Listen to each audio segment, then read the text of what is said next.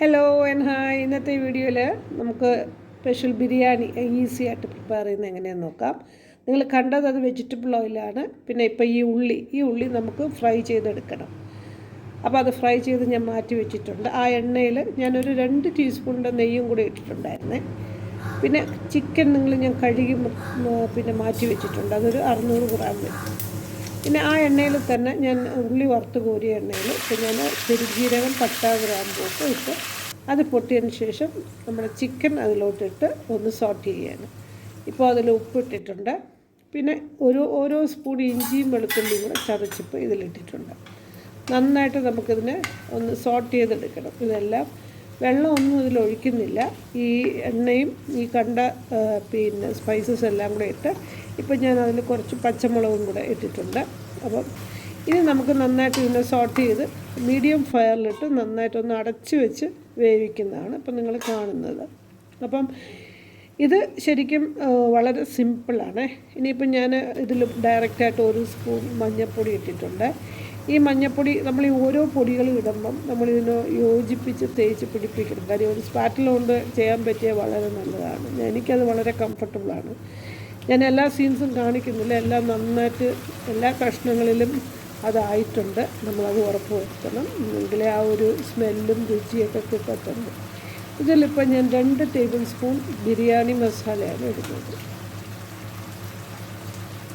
വേറെ ഒന്നും ഇടുന്നില്ല. ഈ പൊടികളായിട്ട് നമ്മൾ മുളകും പിന്നെ മഞ്ഞൾപ്പൊടി പിന്നെ ബിരിയാണി മസാല ഇതൊക്കെ ഇട്ട് നന്നായിട്ടൊന്ന് പിന്നെ ബാക്കിയുള്ള സ്പൈസസ് അതെല്ലാം കൂടെ ഇട്ട് നന്നായിട്ട് ഇതിനൊന്ന് എന്താ പറയുക, നമുക്ക് ഈ ചിക്കൻ ഒന്ന് വേവിച്ചെടുക്കണം. ഈ ചിക്കൻ ഒന്നാമത്തെ കാര്യം വളരെ ടെൻഡറാണ്. ഇത് ചെറുനാ ചിക്കനാണ്, എളുപ്പം വെന്ത് കിട്ടും. അപ്പം നന്നായിട്ട് ഇതിന് ആ മസാലയുടെ റോ ഫ്ലേവറൊക്കെ മാറുമ്പോൾ നമുക്ക് ഇതിലോട്ടിപ്പോൾ ഞാൻ ഫ്രൈഡ് ഓനിയൻസ് ഇടാൻ പോവാം. അതും ഇട്ട് നന്നായിട്ടൊന്ന് എല്ലാം കൂടെ ഒന്ന് മിക്സ് ചെയ്തെടുക്കണം. അപ്പോൾ ഇതിൽ വേറെ നമ്മൾ ഒരുപാട് കരുതലൊന്നും എടുക്കേണ്ട. അതാണ് ഇതിൻ്റെ ഒരു പ്രത്യേകത എന്ന് എനിക്ക് തോന്നുന്നു. എല്ലാവർക്കും അത് തോന്നണമെന്നില്ല, പക്ഷേ ട്രൈ ചെയ്ത് നോക്കുക. ഇതിലിപ്പം ഞാനൊരു 3 ടേബിൾ സ്പൂൺ കട്ടത്തൈരിട്ടു. ഇനി ഇതിനെ നന്നായിട്ട് തേച്ച് പിടിപ്പിച്ചിട്ട് ഒന്ന് അടച്ചു വെച്ച് നന്നായിട്ട് വേവിക്കണം. എന്നിട്ട് ഞാൻ അതിൻ്റെ കൂടെ മല്ലിയിലയും പുതിന ഇലയും കൂടെ ഇട്ടിട്ടുണ്ട്.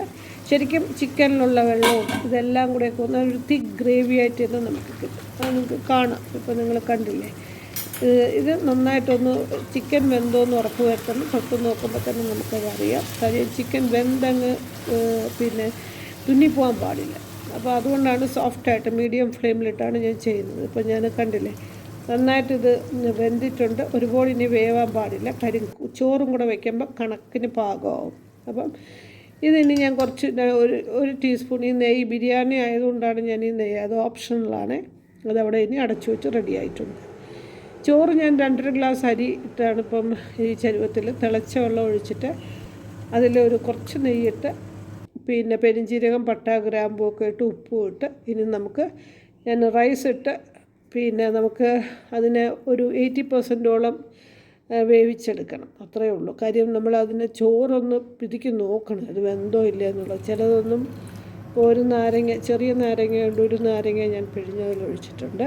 അപ്പം എല്ലാ റൈസും ഞാൻ എടുക്കത്തില്ല ഇറച്ചിക്ക്. കാര്യം ഇതിപ്പോൾ നമ്മൾ 3 പേർക്ക് ഉള്ള ഇറച്ചിയാണ്. അത് പാകത്തിനുള്ള ചോറും വെച്ചാൽ മതി.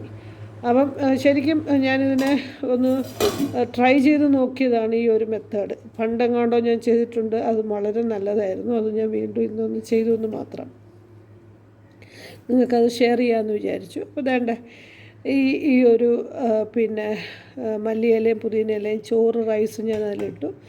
പിന്നെ നമുക്ക് സാഫ്രോണോ കളറോ എന്താണെന്ന് വെച്ചാൽ നിങ്ങളുടെ ഇഷ്ടത്തിന് ഞാനിവിടെ കളറ് ചേർക്കുന്നുണ്ട്. നമുക്ക് നന്നായിട്ട് പിന്നെ ഒന്ന് തേച്ച് ലാസ്റ്റിലൊന്ന് നന്നായിട്ടൊന്ന് ഇതിനൊക്കെ യോജിപ്പിച്ചെടുത്താൽ മതി. വേവിച്ച് കഴിഞ്ഞിട്ട് ലോ ഫ്ലെയിമിലിട്ടിട്ട് ഇപ്പോൾ അതെല്ലാം കഴിഞ്ഞു. ഞാൻ നന്നായിട്ട് ഇതിനെ ഒന്ന് ചോറും ഇറച്ചിയൊക്കെ ഒന്ന് ആക്കി സെർവിങ് ടേബിളിലോട്ട് മാറ്റിയിട്ടുണ്ട്. ശരിക്കും നിങ്ങൾക്ക് ഇഷ്ടപ്പെട്ടെന്ന് ഞാൻ വിശ്വസിക്കുന്നു.